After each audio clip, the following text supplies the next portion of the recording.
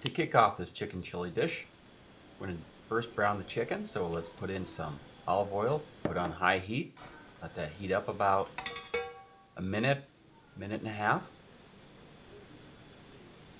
And when that's nice and hot, we're just going to brown some chicken.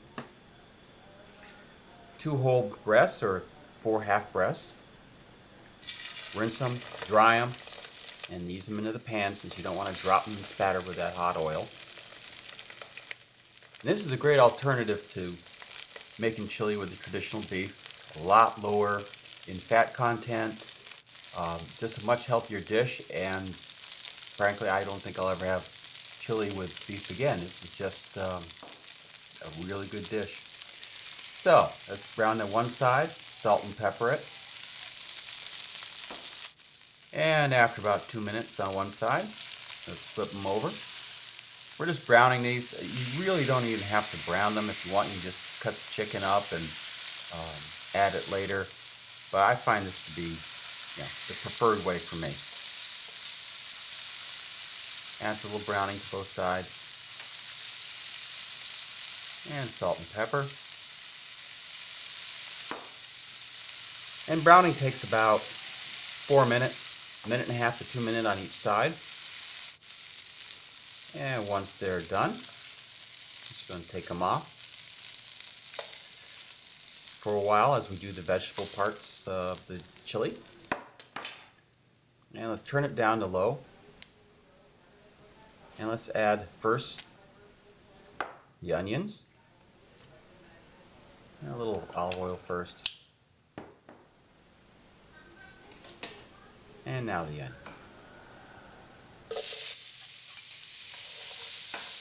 And let's get them coated with the olive oil. Mix them around a little bit.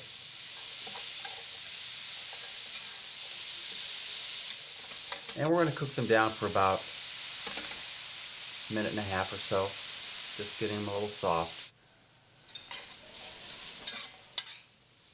Now let's add the other vegetables. We've got the cut up bell peppers. It's kind of fun to use the different colors. And let's put in some the jalapenos with those. So you got a nice white, red, green, yellow combination. So it's actually going to be a lot more colorful than your regular chili. Let's stir those in together. And we're just going to cook them down until they're soft a bit, about 3 or 4 minutes under low heat. And once they're on the soft side, still fairly firm, stir them around a little bit. And now we're going to add a can of tomatoes. You can do the petite dice or the regular diced, but definitely with low or no sodium. Really save a lot of added salt by using the low or no salt sodium diced tomatoes. Let's mix those in. And let's add some spices now. About 2 tablespoons of chili powder.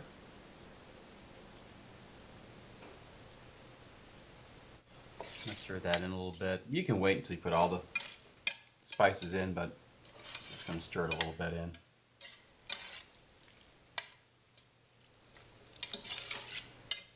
There we go.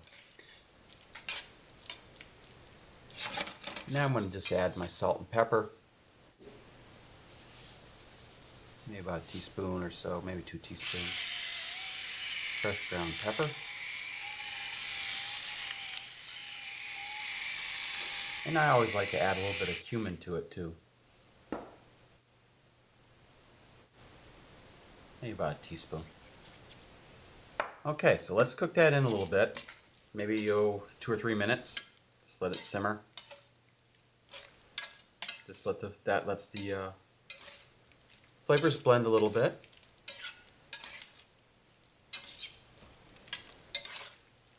There we go. So now we're going to add the chicken. So it's been sitting over on the side, cooling. So what we're going to do is take each breast, cut it into strips. So I'm basically going to come up with maybe 1/2 inch squares. You can cut it smaller or larger, however you like it. Just a rough cut.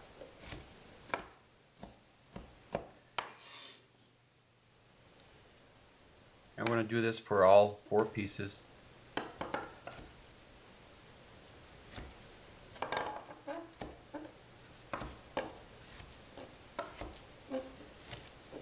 And once that's all done,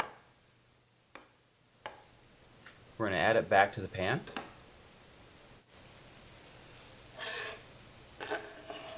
And we're just going to simmer until all the chicken is cooked through.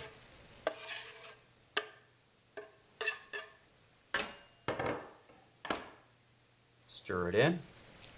And if you have any juices left over on the plate, just drop that in too. And get everything nicely distributed.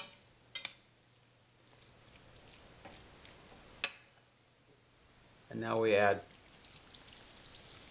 about a cup of any type of beer. Don't use the cheap stuff, but you don't have to waste any really expensive craft beer. Here I'm just using a Red Hook.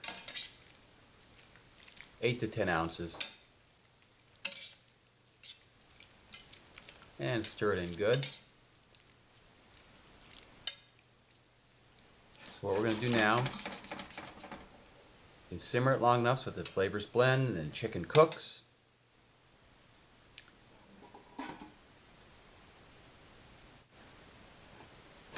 After 10 minutes, I'm going to stir it a little bit.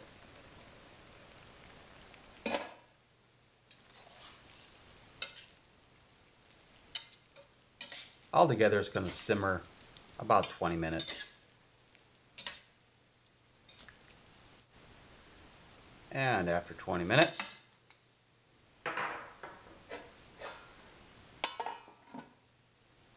pretty much all set.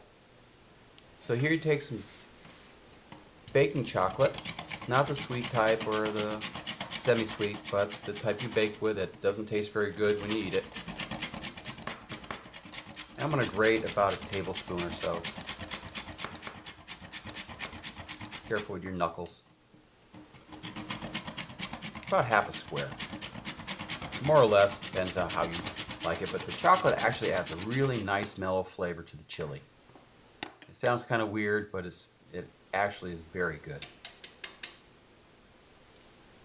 I'm going to add that back to the chili, which I have taken off the heat, so it's cooled a little bit. And I'm just going to blend the chocolate in.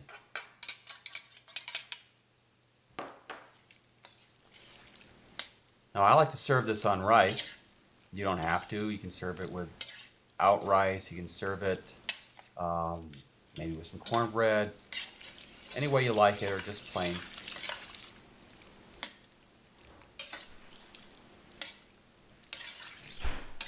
So once that's all mixed in, I'm going to let it sit for a minute. I'm going to add some rice and some chili. And you're all done.